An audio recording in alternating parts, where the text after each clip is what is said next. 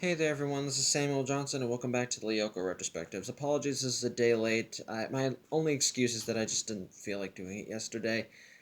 I wish I had something better to say. I don't. My reasons were kind of stupid, so I don't really want to get into them, so all I can really say is sorry. But anyway, today we're going to be discussing episode 38 of Code Lyoko Temptation. And the episode kind of begins with the group in Lyoko deactivating a tower.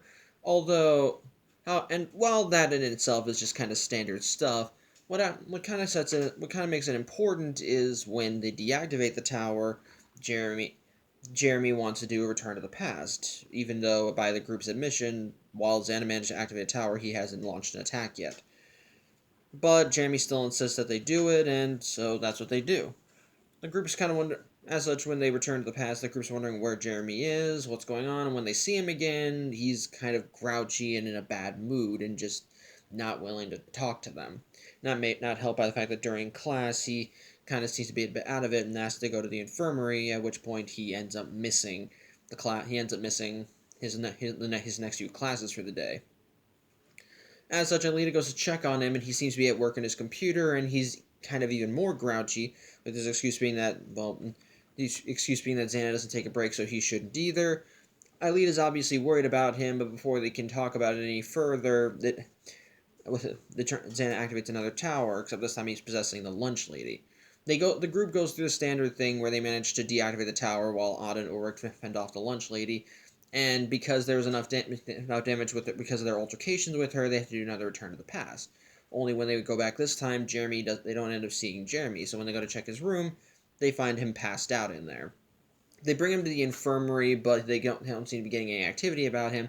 Though he is somewhat stable as he's still dreaming, and we do see his dream. It's essentially him in a white hallway with some people as it's being consumed by darkness. As such, the nurse calls the hospital to bring him in, but Xana, being one to take advantage of an opportunity, ends up taking over the ambulance and driving off while Jeremy's still in the back. As such, Yumi goes to chase after the ambulance while the group has to go to Lyoko. Although, and this is just something I just forgot, before they went to the ambulance, the group wanted to figure out what was going on with Jeremy and what was affecting his personality. So they wound up going to his room and they wound up finding a a diary on his computer about projects, although they can't open it. They managed to get Alita to unlock it, and they soon learn why Jeremy's been acting the way he is. It turns out that when he looked through Franz Hopper's notes, he found schematics for a helmet that could potentially increase your intelligence, but the gimmick for it is that in order to use it, it's tied to the return of the past. It has to be tied to a return to the past function. That's the reason why Jeremy wanted to go back in time in the first place. While using it does make you feel smarter, it also unfortunately affects your physical, and it also ends up affecting your physical and mental health, which is why Jeremy's been grouchy and why he passed out during the last return to the past. The group is worried about him, and then that's when Xena attacks. And again, from there it's just regular standard Lyoko fare. They go the Ulrich, Odd, and Aelita go to Lyoko. Yumi takes Jeremy and gets. Yumi tries going after Jeremy. The ambulance crashes into ends up going to the river. They manage to deactivate it, and they turn back time so that Yumi and Jeremy don't drown, even though Yumi's phone was still active, and I think she could have called the police, and there were witnesses that said that the ambulance went off by itself. Maybe they just didn't want there to be any evidence. I don't know. I still would have called the cops.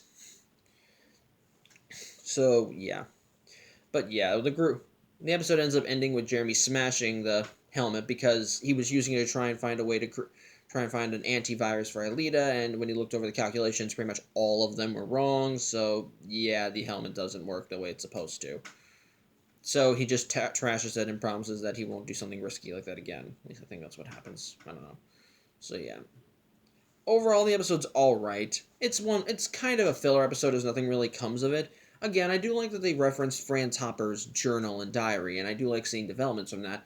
And to give credit where it's due, it is an interesting mystery to see why Jeremy's acting the way he is, because it is just kind of out of character, especially in the beginning of the episode when he does do the Return to the Past, and there's literally no reason. it does make you wonder what's going on in his head, and as you see his health kind of deteriorate and as along with his mental state, then you start to kind of wonder what's going through his head and what's making him and what's happening to him. Is it something connected to Xana? Is this something that's going on with him personally? We don't know. It just seems to be something happening to him. And it just kind of makes you worried about where he's, and he does make you worried about him, not helped by the fact that after they return to the past again, they find him passed out in his room, so something is obviously wrong.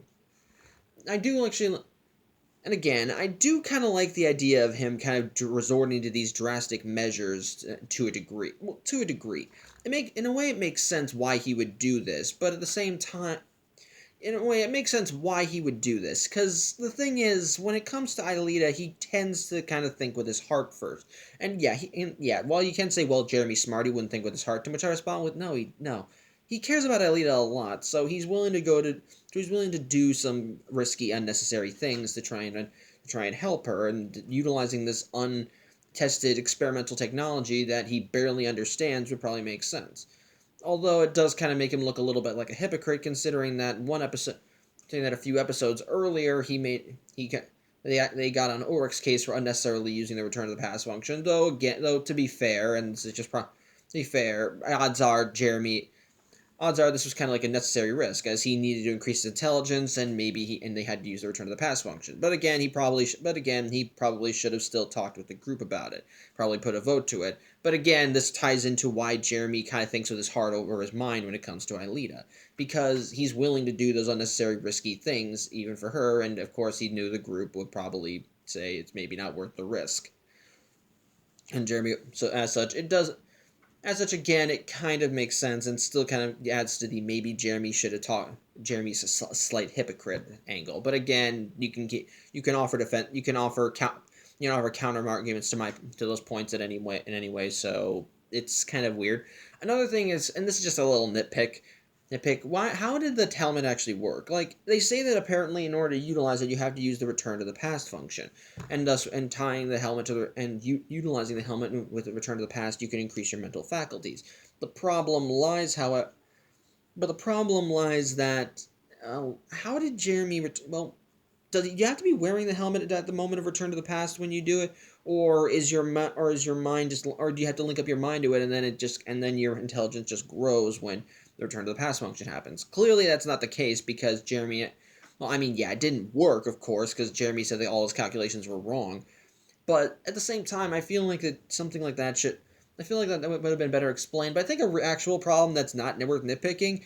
Jeremy doesn't destroy the helmet because it was affecting his mental health, and he doesn't do it because the group put it to a vote or something. He smashes it because all the calculations were wrong. Which again, that's not a bad thing at all. That's again, it makes sense. Because he put his health on the line, and it ultimately turned out useless. But maybe that was just kind of the turning point, because maybe that was just his excuse. Hold on a second. Sorry, I had to change locations, and I'm not gonna sit in my regular chair. I'm doing it in the morning, so the sun's blaring down. That was why I was in the kitchen, and unfortunately, the kitchen's kind of been co-opted right now, so I'm gonna finish the vlog here. Apologies in advance, but anyways, I was saying maybe that was just Jeremy using that as an excuse because he was unnecessarily risking his health, and he probably knew that something like this is probably gonna be risky to use because he realized he doesn't understand it. But at the same time, he was just making the enemy stronger. Again, I feel like this is like something. I feel like that what holds us back really is just that Jeremy should have at least just talked us over with the group, because Jeremy's had enough experience with that. And again, it makes sense. And when you actually do think about it, it does make sense why he's doing this. Again, when it comes Aelita heart over head. So again, it does help. So again, there are excuses, and you could make counterpoints. I just think that maybe Jeremy should have at least talked it over with the group. Or at the very least, maybe there should have been a scene where they said, Jeremy, we understand the risk. We understand that you're worried about Aelita, but yeah, maybe you should talk about this with us before you make unnecessary risks. Like what they did, like maybe with, maybe there should be some backlash because they did something like that with, because again, Ulrich did something similar with Yumi. The difference being, it's just that the difference there is that was Yumi and this is Aelita. So again, I feel like they should at least have called Jeremy out they should have at least called Jeremy out on his unnecessary risk-taking, especially if it was affecting his health in a negative way. And I guess maybe you can make the argument that maybe that was the reason why they didn't do it, because it actually did affect him so negatively, but I think maybe they should have been some fallout, and that's all. So yeah. Overall, all right episode, but overall, all right episode. I like the expand Franz Hopper. I think what just held it back is that maybe there should have been something akin to a fallout for Jeremy and so forth. But yeah, that's pretty much it. Thank you for watching. I'm Samuel Johnson. Hope next week I'll be back in the chair, and I hope you enjoyed the video despite the little technical hiccups. So yeah, that's pretty much it. Take care.